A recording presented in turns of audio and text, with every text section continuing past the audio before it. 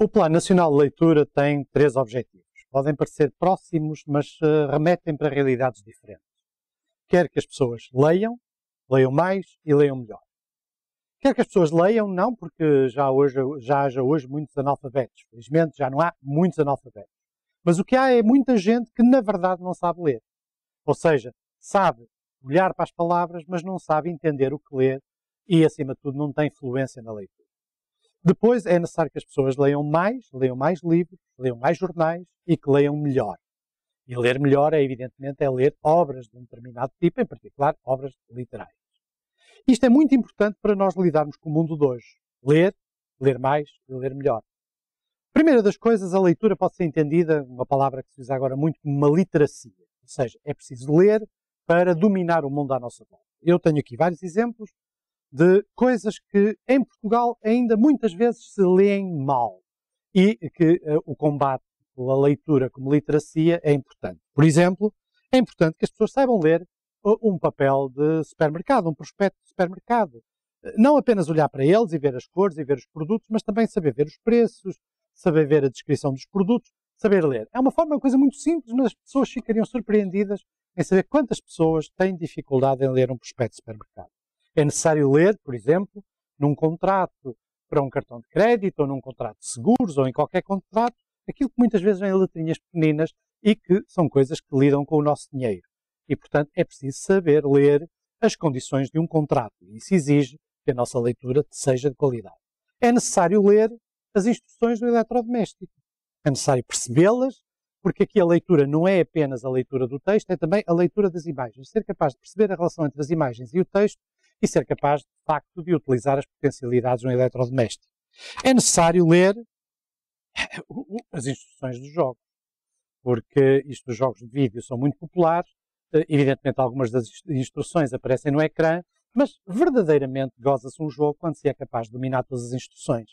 É necessário saber ler mapas, saber encontrar a direção, saber qual é a relação entre as terras, qual é a proximidade, saber a escala, são tudo formas de leitura que são fundamentais para a nossa vida contemporânea. E, evidentemente, é fundamental ler e saber ler guias, isto é um guia de restaurantes publicado por um jornal, e saber toda esta fórmula das classificações, da sinalética, tudo isso faz parte de saber ler como literacia. E é evidente que depois podemos passar para outra forma de leitura que muita gente passa quando, por exemplo, se coloca o problema de um livro tão fundamental como é a Bíblia. Os protestantes tinham uma tradição forte de leitura da Bíblia, os católicos nem tanto, e a verdade é que, de um modo geral, nos países protestantes se lê melhor, mas os textos que correspondem à nossa cultura, à nossa religião, à nossa visão do mundo, são textos que exigem saber ler. Esta é, chamemos assim, este é o mecanismo mais importante da leitura. É aquele que toda a gente deve dominar. Mas não basta, porque há todo um mundo para além disso. E eu que gosto de livros, vou falar da leitura literária, porque é uma leitura que também está de alguma maneira ameaçada pela maneira como nós vivemos nos dias de hoje. E a leitura literária, vou pôr aqui uma pilha de livros que podem impressionar pela sua extensão.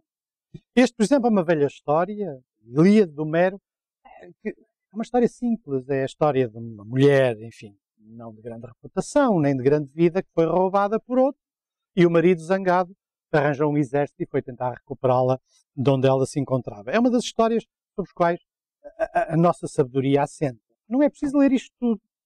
Ter uma ideia do que aqui está, do que fazem estes heróis, do que fazem estas pessoas, de todo o simbolismo desta história é fundamental para perceber o mundo. Esta história segue-se esta, por exemplo, a Eneida do Virgílio. Foi daqui que Camões copiou o princípio dos Lusíadas. E é também uma história ligada com esta história. É uma história de guerra e é uma história de um retorno à casa e da fundação de uma cidade. Tudo isto é também uma pequena história e, ao mesmo tempo, uma grande história. Sem se ler, não se chega aqui. Depois, a seguir, há outra história de outra viagem. Neste caso, uma viagem pelo inferno, pelo paraíso e pelo purgatório, com diferentes acompanhantes, encontrando os maus, os bons e aqueles que tinham lá os seus pecados. É a Divina Comédia de Dante. Isto também é uma história sobre a qual todo o nosso olhar sobre o mundo assenta.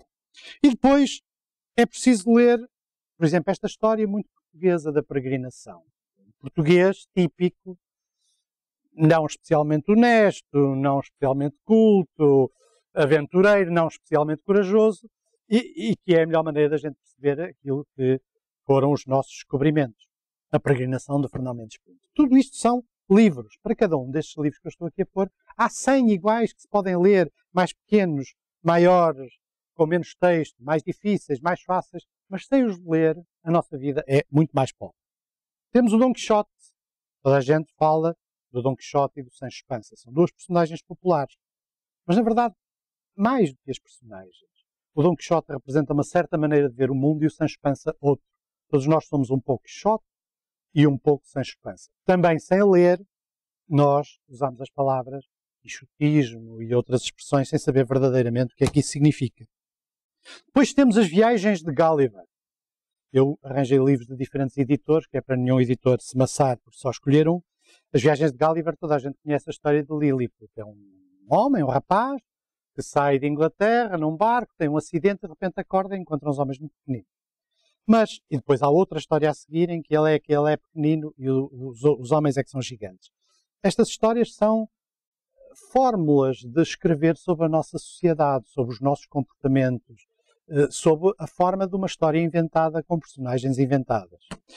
É uma história que muitos jovens liam e que eu espero que ainda leiam. Depois há o Moby Dick, também uma história que também tem semelhanças com muitas outras, porque quando nós passamos de uma história para a outra, da Ilíada para a Eneida, para a Divina Comédia, para a Peregrinação, nós encontramos coisas muito semelhantes e muito comuns, que são não apenas a história dos livros, mas a nossa própria história. O Moby Dick é a história de um homem e da baleia. É um dos melhores livros sobre o mar. Quem gosta de mar deve ler o Moby Dick, porque é uma história fabulosa de um homem que persegue uma baleia e, no fundo, é uma história sobre o bem e o mal, e em que o mar é o grande pano de fundo. E depois, para se pensar que não são só coisas sérias e pesadas, uma coisa portuguesa, as farpas. As farpas há um livro a dizer mal do governo. E a dizer mal dos poderosos. Dois escritores, Ramalho Ortigão e Essa de Queiroz, com grande liberdade, divertiam-se pelo mundo e escreviam sobre os poderosos. Portanto, também há grande literatura a seu tempo para dizer mal dos governos e dos poderosos. E depois há o Germinal do Zola, a história da greve, uma história de uma greve numa mina de carvão, a história das péssimas condições de vida em que muita gente vivia no século XIX e que é um livro que alimentou os corações de muita gente, é um livro que era muito estimado, muito lido, exatamente porque retratava essa condição humana que é também muitas vezes a condição da pobreza e da miséria. E, portanto, nós temos livros. E as pessoas podem dizer, bom, para que é preciso saber isto tudo? Não, não é preciso saber isto tudo, mas a vida é melhor se souber.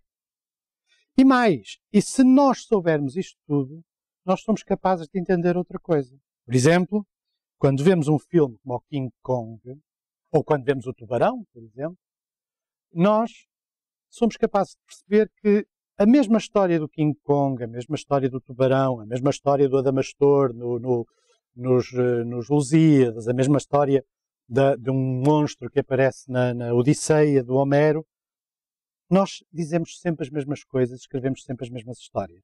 Um homem, mais ou menos solitário, que representa a humanidade, que se defronta com um risco, um gigante, um monstro, e que depois de uma crise grande é capaz de o vencer. Há muitas histórias, umas com um fim bom, outras com um fim mau, mas ler literatura é um elemento fundamental para nós não sermos pobres de outra maneira. Porque as pessoas podem até ter muito dinheiro e serem pobres de outra maneira. E, num certo sentido, ler é tudo. Claro que as pessoas vão dizer, não, bom, ler não é tudo. Os livros não são tudo. São quase tudo.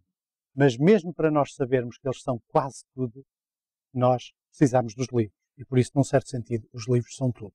Portanto, o Plano Nacional de Leitura serve não só a leitura como instrumento, mas a leitura como libertação, como força interior, como perplexidade, como dúvida, como forma de não andarmos pelo mundo a ver as coisas passarem sem sermos capazes de as entender e, entendendo-as, sermos capazes de as mudar. É para isto que servem os livros, é para isto que serve a leitura, vale a pena ler mais.